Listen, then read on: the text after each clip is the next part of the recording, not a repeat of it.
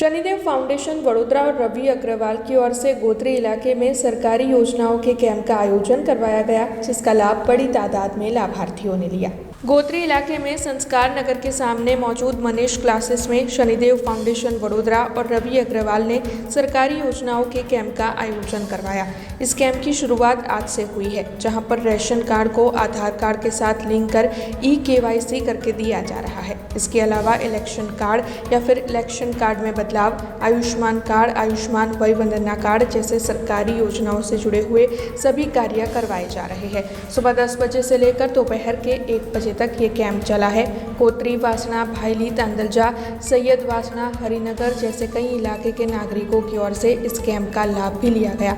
तब आपको बता दें कि लगातार 10 इतवार तक सरकारी योजना के ऐसे कैंप आयोजित होने वाले हैं। 19 और 26 जनवरी को और 2 और 9 फरवरी को मनीष क्लासेस में ही इस कैंप का आयोजन होगा, जबकि 16 और 23 फरवरी को और 2 मार्च को गोत्री ESI अस्पताल रोड के पास मौजूद हनुमान जी मंदिर के पास BMC के प्लॉट में इस कैंप का आयोजन होगा। इसके अलावा 9, 16 और 23 मार्च को भाईली गांव में मौजूद हरसिद्धि माता के मंदिर के परिसर में भी ऐसे कैंप का आयोजन होगा। અહીંયા અમે KYC અને આયુષ્યમાનનું કેમ્પ ચાલી રહ્યું છે, તેના માટે આવ્યા છે।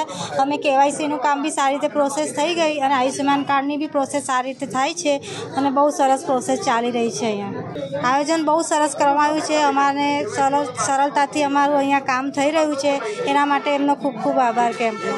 શનિદેવ ફાઉન્ડેશન વડોદરા દ્વારા ગોત્રી વિસ્તારમાં આજથી સરકારી યોજના કેમ્પની શરૂઆત કરવામાં આવી છે, જેમાં રાશન કાર્ડ અને આધાર કાર્ડ સાથે લિંક કરીને KYC કરી આપવામાં આવી રહ્યું છે। સાથે જ ઇલેક્શન કાર્ડ, આયુષ્માન વય વંદના કાર્ડ પણ લોકોને અહીંયા બનાવી આપવામાં આવી રહ્યા છે।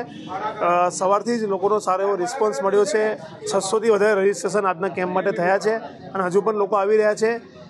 કુલ 10 જેટલા કેમ્પનું આયોજન કર્યું છે, જેમાં 4 કેમ્પ અહીંયા મનીષ ક્લાસીસ ખાતે ચાલશે, 3 કેમ્પ VMC પ્લોટ અયપ્પા મંદિરની સામે જે છે ત્યાં ચાલશે અને 3 કેમ્પ ભાયલી ગામમાં આવેલ હરસિદ્ધિ માતાજીનું મંદિર છે ત્યાં ચાલશે। આમ 10 કેમ્પમાં અંદાજિત 6 થી 7 હજાર જેટલા નાગરિકો આ કેમ્પનો લાભ લેશે એવો અમને આશા છે।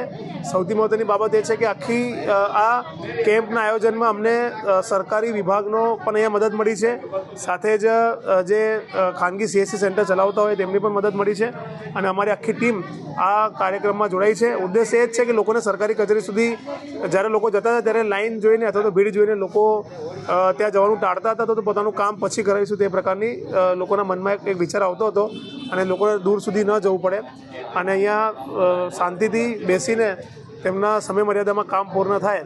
हमसे जुड़े रहने के लिए हमारे YouTube चैनल को सब्सक्राइब करें और नई वीडियो की नोटिफिकेशन के लिए बेल आइकॉन को दबाएं।